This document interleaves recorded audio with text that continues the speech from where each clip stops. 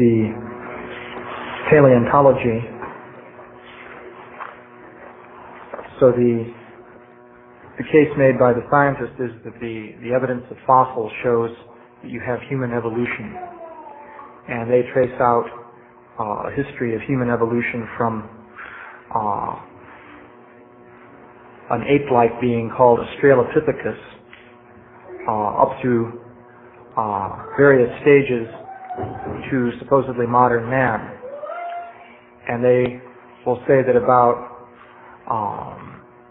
if you go back 2 million years, you would have this Australopithecus.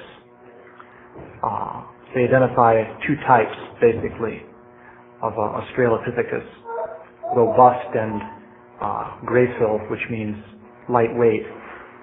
And then they will say that there is something called Homo habilis, which is some kind of slightly less ape-like entity. And then Homo erectus. This Homo erectus is an interesting sort of being. The general idea is that from the neck down, Homo erectus is entirely human in anatomy. And from the neck up, he looks rather like an ape, with very massive jaws, protruding brow ridges, very little forehead, and so on. So this Homo erectus lasted for about 1.5 million years, according to their records. And they'll say it died out about 300,000 years ago, roughly speaking. Then there is what they call archaic Homo sapiens now, and that includes the Neanderthal man, which is perhaps the most famous of these beings. The Neanderthal man, though, oddly enough, had larger brains than modern human beings, but they looked much rougher in terms of their physical appearance. But then, as far as modern human beings go, supposedly they appeared on the scene about 35,000 years ago, as recently as that. And when they appeared with a highly developed culture, at least as far as cave dwellers go. That is, in Spain and France, there are paintings found on the insides of caves, and these paintings show a very high degree of artistic skill. Mainly they're paintings of animals, and they show perspective and very delicate shading and so on. And somehow they've lasted there for thousands of years, apparently because the climate in the caves is such as to preserve them. So that's the basic story that they tell. So as far as Vedic literature is concerned, the picture we have is interesting. As I was saying, in the Bhagavad Gita, in the verse where Krishna says that he spoke the message of Bhagavad Gita to the sun god, and this was passed down to Maharaj Ikshvaku and the different saintly kings. In the purport to that verse, Śrīla Prabhupāda points out that the events of Lord Krishna speaking the message of Bhagavad Gita to the sun god, which took place, of course, on the sun planet, occurred about 120 million years ago, at least. And Vaivasvata Manu has in fact been Manu for about that time. So Vaivasvata Manu, that Vaivasvata simply means the son of Vivasvan, and his actual name is Shradadeva, if I'm not mistaken. So King Ikshvaku is the son of Vaivasvata Manu, but he appeared on the earth in this Treta Yuga. Śrīla Prabhupada points that out in the purport. So that takes you back about a couple million years, because you can calculate it. The length of a Kali Yuga is 432,000 years. So the length of a Dwapara Yuga is 864,000. So you go back 5,000 and 864,000, and then the Treta Yuga lasts 3 times the Kali Yuga. So what's that? 1,296,000 years is the span of the Treti Yuga. So at the beginning of that period, this Maharaj Ikshvaku was reigning on the earth. And not much is said about the history that occurred before then. Although various things presumably were going on.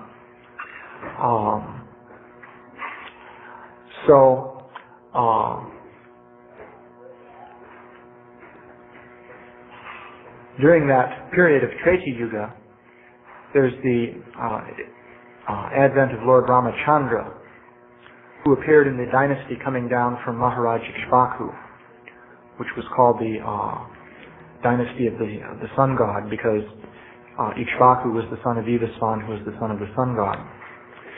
So the Ramayana gives quite a bit of detail concerning all these events.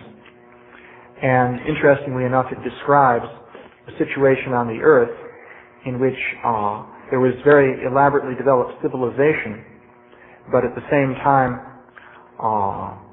there were large areas of wilderness. Because when Lord Ramachandra was banished to the forest, of course that's the main thing that happens in the Ramayana, that Lord Ramachandra, because of some circumstances, becomes banished to the forest. So he went over a very large territory in this forest region, all the way to the southern tip of India, practically through unbroken forest, because presumably he entered the forest in the vicinity of Ayodhya, which is up in the northern part of India, I believe, and then of course went all the way down to the southern tip of India, where he crossed over to Lanka.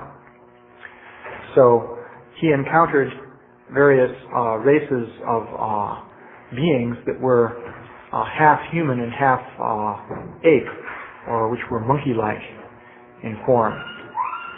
And in fact, he made alliance with them to help him fight against Ravana. So the situation there was that there is this race of beings called Vanaras, and Vanaras simply means dwellers of the forest, because Vana is forest.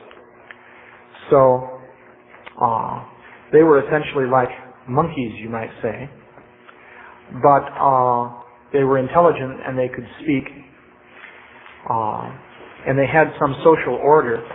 For example, they were led by a king Sudriva, so they were organized enough to have kings. So, but at the same time, their material culture wasn't very advanced. For example, they fought with clubs and rocks and things like that. So Lord Ramachandra allied with these beings. So that is the scene on the earth which is described. So the question is, to what extent, you might say, is that compatible with the things that the paleontologists are saying? Well, the basic point we wanted to make about this whole subject of paleontology is that, first of all, what the paleontologists are saying is very much uncertain, and it's always subject to being revised by new findings.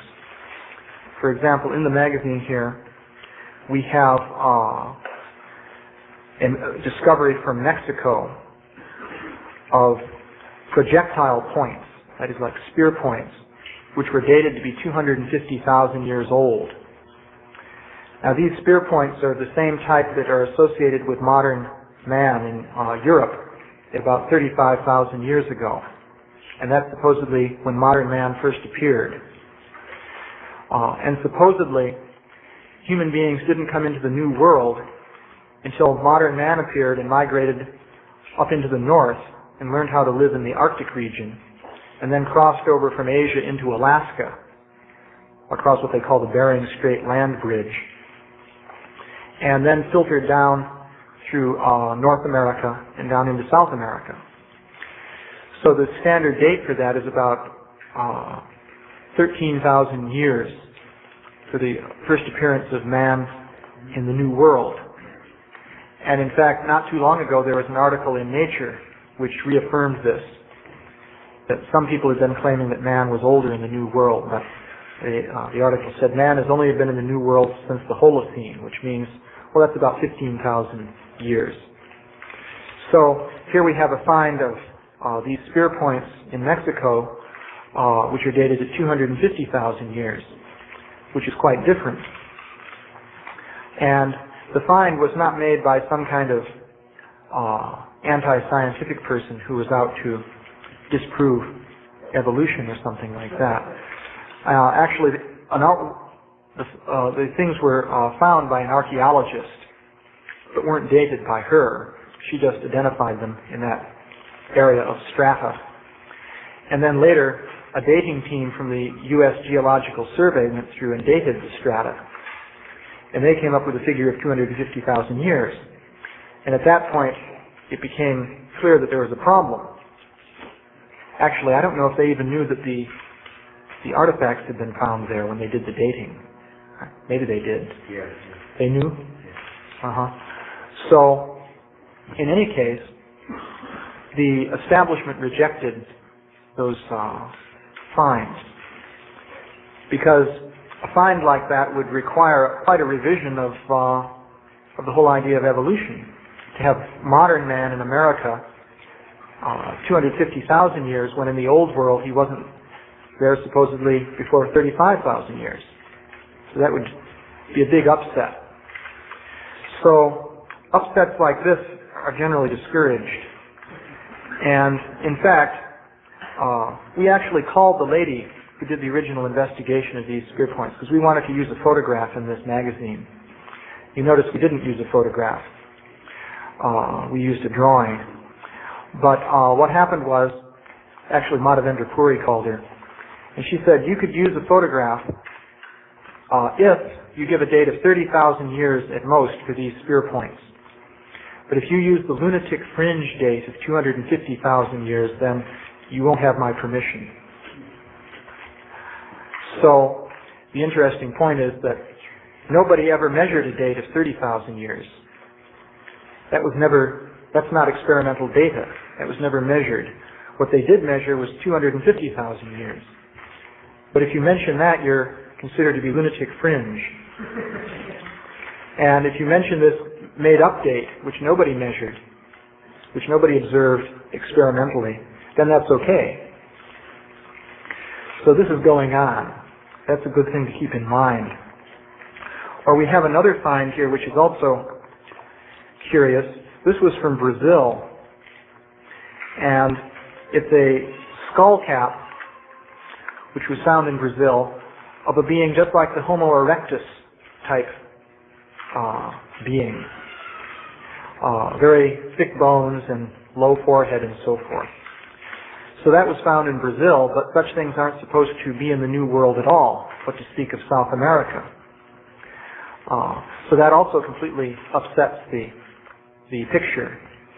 So the point is, the picture that they present is subject to alteration when new finds are made, and very frequently the new finds become rejected if they don't fit the picture. So we've looked into the way they treat data. They have about, let's say, 100 skulls that they refer to make their whole case for human evolution from start to finish. So we did a survey of that just to see what the information was and how they dealt with it. And the fact is that cases which are agreeable with their basic viewpoint, which usually means a skull of the Homo erectus type, found in some old strata, say 1 million or 50,000 years ago or something like that. With such a find, generally there's easy acceptance. Typically, you can't find the details of who found it or where, even if you look through the published technical literature and search like anything. it's not possible to find that information, which is curious because if you look at a find which disagrees with the standard views, you find it scrutinized like anything, and there's criticism given as to the way the evidence was dealt with. For example, Louis Leakey once found something that seemed too old in Africa. It seemed like a relatively modern human jaw, and it was found, in lower Pleistocene strata. Was that Conjera? Yes, Canaan jaw. And so this was too old by far for a modern human jaw.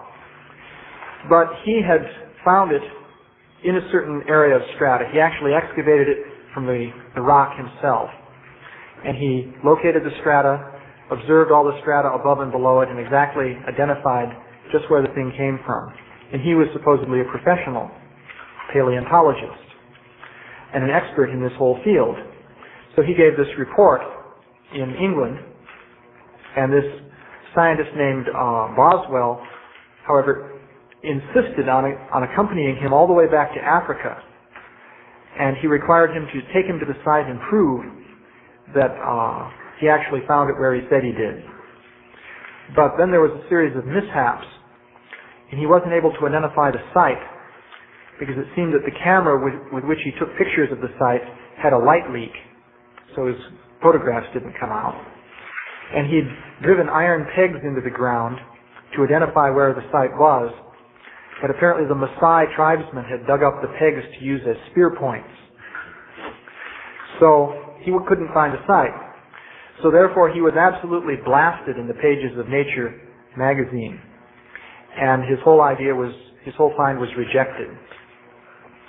So, on the other hand, there is case after case of these Homo erectus type skulls, which are either found in circumstances which you can't find out about now. No matter how much you look, you can't find how they were found, or where, or by whom. Or else you find that they were found by a native fossil collector who brought them into a scientist and said, well, I found it over in such and such a place. Or in one case, they were found by somebody who was digging for, I think, bat manure in a cave.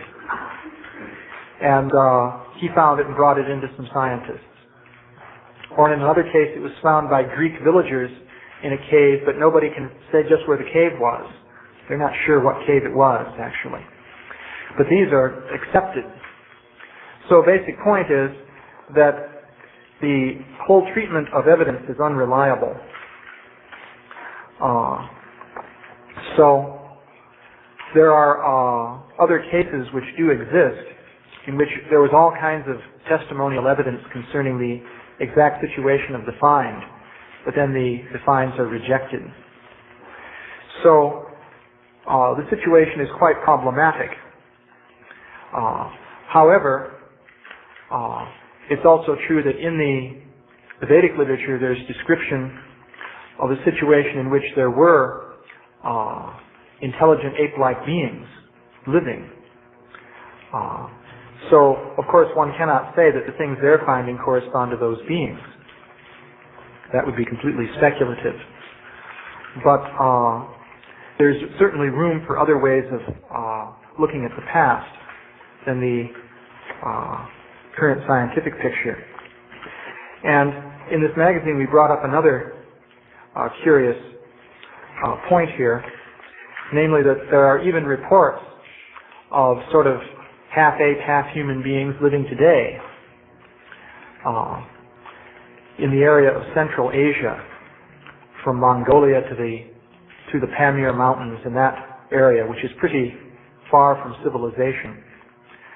There are reports like that, and in fact we have a book on the subject written by an anthropologist from England, which gives all kinds of evidence in the form of all sorts of different sightings, including sightings by Russian army officers and so on and so forth. And plus there's a local tradition concerning these beings that goes back since time immemorial. So one can consider a picture in which various kinds of beings, including uncivilized species of human beings, have been existing in the world for a very long time. And those are also created species which have a particular karmic situation. And they can even still be existing today. That's definitely a possibility.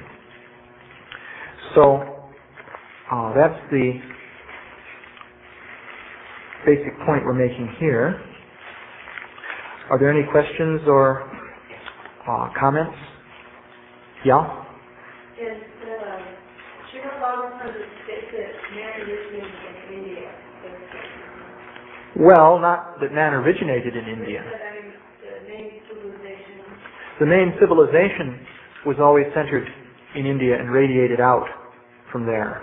Well, how did man, if they didn't go across the Bering Strait and they were already originated in New Zealand and the Americas, how did he do that? When the world was created, it was just like animals and man just sort of put everywhere?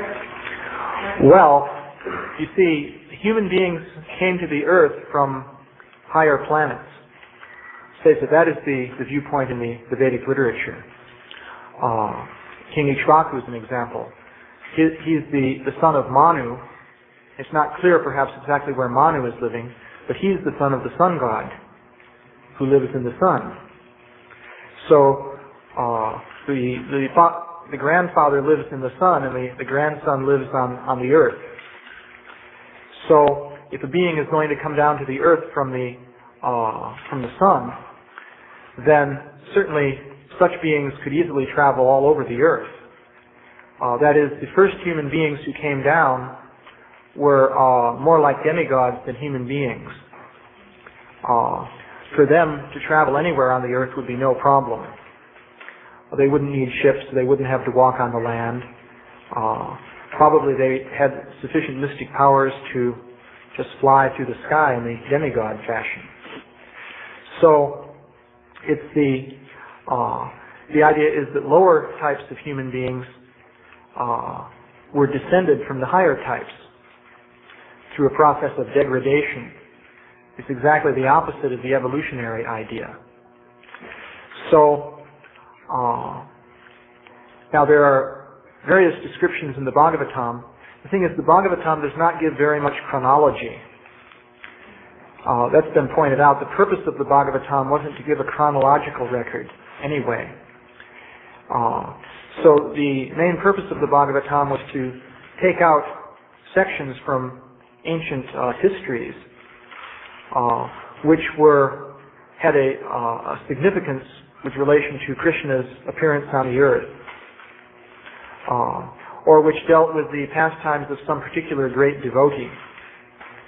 So there was no attempt really to give a detailed history going step by step, except in the 9th canto, which describes the dynasties leading right up to Krishna, since of course that's in relation with Krishna. But there are occasional mentions that are kind of suggestive. For example, it's mentioned that when Prithu Maharaj became the king on the earth, that was the beginning of organized towns and cities and organized agriculture and trade. That's actually mentioned in the Bhagavatam. And it's mentioned in some other Puranas. I've seen other references to it. So it doesn't say exactly how people were living before then. But, so at a certain point though, cities became organized. That doesn't mean that the people were barbaric before then. It may mean that they were so civilized, in fact, more or less it does mean that they were so civilized that they didn't need all these sort of official systems in order to keep their civilization in good running order. For example, in the Satya Yuga, it's described that most people were essentially yogis, and they spent most of their time meditating, and they would just eat fruits or something like that were readily available, and they wouldn't bother to build anything, practically not even a thatched hut. So, of course, they wouldn't leave any historical traces. But at the same time, they were on a, what you could call, super-civilized platform. For example, they would memorize the Vedic literatures. That was standard in those days. And they would engage in high philosophical discussions and so forth. So that was the Satya Yuga type of human society. So when we speak of, say, a find of some spear points in Mexico at 250,000 years, of course anybody who is using spear points would necessarily be, from the Vedic point of view, a rather degraded culture. Because the whole point of spear points is that you stick the spears into animals to kill them so as to eat them. So that would have been a race of hunters. You can see how hunters are regarded in the Vedic literature. You consider the story of Mrigari, the hunter. So that would mean that, let's say if this find was correct, that in Mexico 250,000 years ago, there were some hunters going around, as there were in the New World up until recently. So this is all quite possible. But as for how they originated, the Vedic idea would be that ultimately they came from higher civilized races by a process of degradation. Also, the Vedic literature would say the European races came about as descendants of Vedic Kshatriyas who were driven out of India. Because it said that there were Vedic Kshatriyas who deviated from the Vedic tradition. So Parashurama, who was actually an incarnation of Vishnu, drove them out. And so that's the explanation as to how Indo-European languages are spoken in Europe. So they arrived somehow ultimately in Europe, and in due course of time they appeared as Greeks and Romans and Goths and Vikings and so forth. So that's the basic thing. Yeah? I was, because I was curious as to how all these different finds dealt with, I was asking on the before you know, who's determining all of these different things? You're saying that there's some sort of self-appointed board of judges. Yeah. And I found that interesting because you could relate that to the Well, there's an establishment, and it's grown up, and the people in that establishment are the people who decide what is accepted concerning the origin of man. They all have positions in universities, mostly. Richard Leakey's an exception. His claim to fame is that he's the son of Louis Leakey. So, plus he made some great discoveries. So he doesn't have a university position, but mostly they're university professors. And they're an established club. They all know each other. And they decide what's what. That's generally the system in science. Any field of science is dominated by a small group of people. It could be as small as 10 people who control everything. And the way they control things is by controlling publication. That is, they get to decide who can express himself. Because in science, if you just talk somewhere, like in this class, it doesn't count for anything. If you even go to a university and arrange to give a lecture, that doesn't count for anything either. What you say counts only if you publish it in official journals and textbooks. But to do that, you have to get past the review boards of the journals. And the official publishers have to agree to publish your textbook. For example, if you decide to write your own textbook and you publish it yourself, which you can do if you have enough money, or you just go to, because, you know, we can criticize, for example, the Christian creationists, but they've actually made quite a bit of propaganda and influenced a lot of people in the general area of the fundamentalist Christians. They have a whole school going. Now they have a graduate school training up people in their viewpoint. They have all kinds of different books, and they make quite an impact in a certain segment of the American population. So it's a question of how much propaganda one makes, because these authorities can only control what people think if they're able to keep controlling the media of communication. So their method of control is they control things at the top in the universities, and then the establishment follows the universities with the teachers' colleges and the high school teachers and grade school teachers and so on. Plus then there are the popular magazines with their editorial staffs who are keyed in with the colleges and so on. So that's how the system works. But that can only control what people think and what they hear, as long as nobody else is really trying to present something else on a big scale. But that can be done. So it's only, if we can't manage to present alternative ideas on a big scale, then they'll never have much of any impact. So in that case, one needn't bother really, as a matter of fact, because what's the use of, presenting an alternative idea if nobody ever really hears about it? But if one makes a lot of propaganda, then it can have a big impact.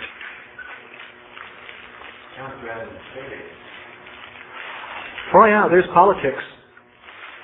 I recently went to this conference in Japan in mathematical biology, which was at least an experience to see how things work. And I would say the field of mathematical biology is fairly small, but I'd say that's controlled by about 10 people. And most of them were there at the meeting. And you could see they were a little clique of people. They all stood together in a group, and you could see they were deciding everything and deciding everything that was going to be done. And in that field, you have to please them if you're going to get anywhere. If you displease them, then just forget about it. You're just out. You don't exist. So that's the way it's done. Yeah? How's the reception to origins?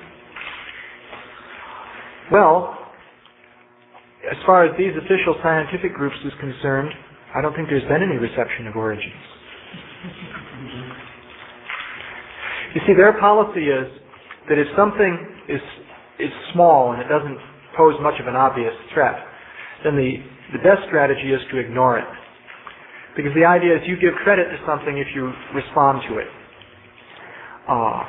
And so they'll say, well, we're the establishment, so if we respond to something, then that's a message to the people in general that that's something significant and worth responding to. So therefore, their policy is, as long as possible, don't respond to it.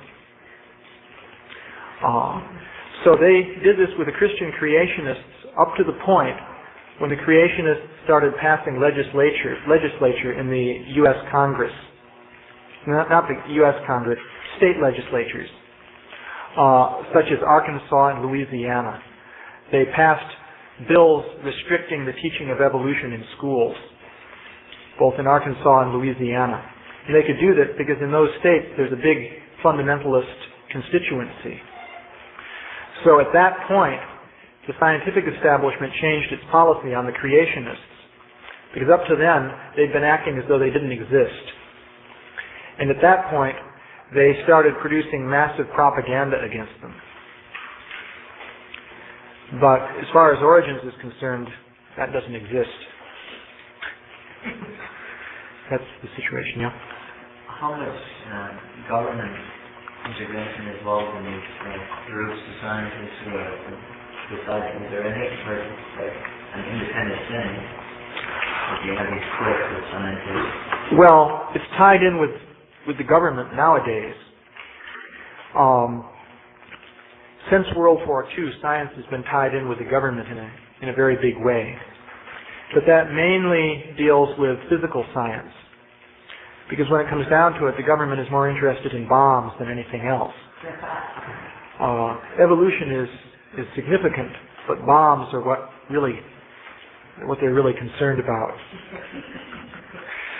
But so in the area of physical science, there's big money, hundreds of millions of dollars. They build particle accelerators, as big as counties these days. They keep building them bigger and bigger, and you wonder what the limit's going to be. Pretty soon they're going to build a particle accelerator tube that goes around the equator or something. And so there they have hundreds of millions of dollars, even billions. But in other fields, there's an establishment which is well represented on government levels. There's the AAAS, which is the American Association for the Advancement of Science. And they essentially govern science in America. And they're tied in with the government quite closely. They have their offices in Washington. And essentially, it's in a...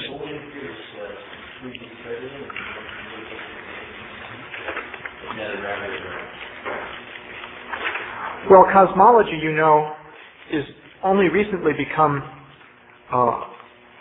scientifically respectable. The Big Bang. That has happened since, let's see, we give the date in here. It's the time of the discovery of that black body radiation, as they call it. It's only the last few years. Prior to that time, cosmology was considered to be pretty speculative by the scientists. That is, that they regarded that as sort of armchair speculation and not serious science. And so this man was probably speaking along those lines. More recently, it's become a big deal. So, what time is it now? 6. Okay. If we come down to the Democrats originally, then the Democrats were supposed to be very beautiful and they're much more attractive than we are. Yeah. And then, so how does it tie in? Do they look, they have similar types of bodies that we do, don't they? Yeah. So where does like a half monkey, half man, if they still exist, and how did it go from them like us, and what happens normally to them? Why don't they have a lot of organs normally? People are right lost in the similarity. Well, as far as the remains are concerned, there are very few remains, first of all, of human-like beings at all. The total comes to about 100 skulls. So, how many Homo erectus skulls are those? Would you say about 25, 30? 25, 30 Homo erectus skulls, and Australopithecus? About 20. 20, and so that covers about 50, and what are the rest? There's about, say, 40 transitional skulls, archaic transitions. Yeah. And then we have listed there, say, about 10 Neanderthal. So we've got about 10 Neanderthal in there and 40 transitional. So that's the situation. There are a couple of finds of skulls which are fully modern but unacceptably old. But there's not very much like that. There are finds of artifacts that are way too old. And some of these, as I was saying the other day, are found in circumstances that seem completely inexplicable. That is, artifacts found at times when supposedly mammals weren't even existing. As I was saying, the scientists, of course, totally reject this kind of find. But they even reject finds like this Castanedolo skull. This Castanedolo skull, I'll just describe that briefly. It's found in Pliocene deposits in Italy.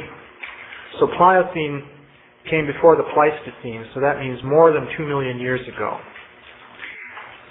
So that means older than most of the Australopithecus beings, which were like apes, basically.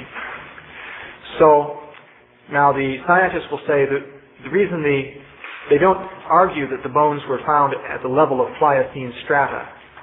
They agree that that's no doubt true. But they will say that the way they got there was that it was a grave, and people dug down and put the body at that level and filled up the hole. It's what they call an intrusive burial. So that's their argument. However, the original discoverers say that they saw the strata above the skeleton, and the strata weren't disturbed, because if you're going to dig a hole, you have to dig all the way down through. So all the strata should be disturbed above the body. But still someone could argue, well, maybe they didn't look closely enough. Maybe they really were disturbed. But then another point was the bones were broken and scattered along that horizontal level. That is, at a certain level marked Pliocene, the bones were scattered over 30 feet or something? Was it? Well, there are different finds. One was about 60 feet from another. But among the findings there, the child and the man skull, they were scattered over some small and they didn't specify. But they were scattered. Yeah. They weren't all together in a piece. No, they're scattered. And the skull was broken of the lady?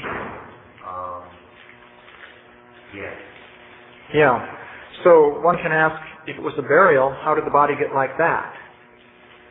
Because normally you wouldn't dig a really wide hole and then cut up the body into hunks and scatter it and then fill all that in. Normally one wouldn't do that. And the skull was, that we have a picture of here. Part of it is missing. That's this picture. The facial part is missing, apparently. So why is that, if it was a burial? So this is an example, but there are very few examples like that. So that's the kind of evidence that exists.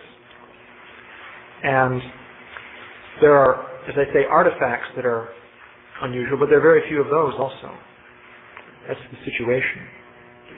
Well, one more, and we better stop. I'm just curious. There are various methods of dating. Are they accurate or are they completely artificial? Oh, that's a whole subject. I don't know if I should go into dating now. But, well, there are definite problems with the dating methods. I would say that dating methods can only be significant on a statistical basis, because any given date could be completely off. That's definitely proven. And it's a whole scandal, actually, because dates are often rejected because they don't fit any reasonable picture at all. So they just reject those values. And if dates do fit a reasonable picture, they accept them. But that's not the way you're supposed to treat evidence. Just like if you do a college physics lab, and you're supposed to measure a certain value, and in the books it comes out to a certain number. If every measurement you make that comes close to that, you write down, and every measure you make that goes away from that, you ignore, then that's known as cheating. So, but that's done with these dates.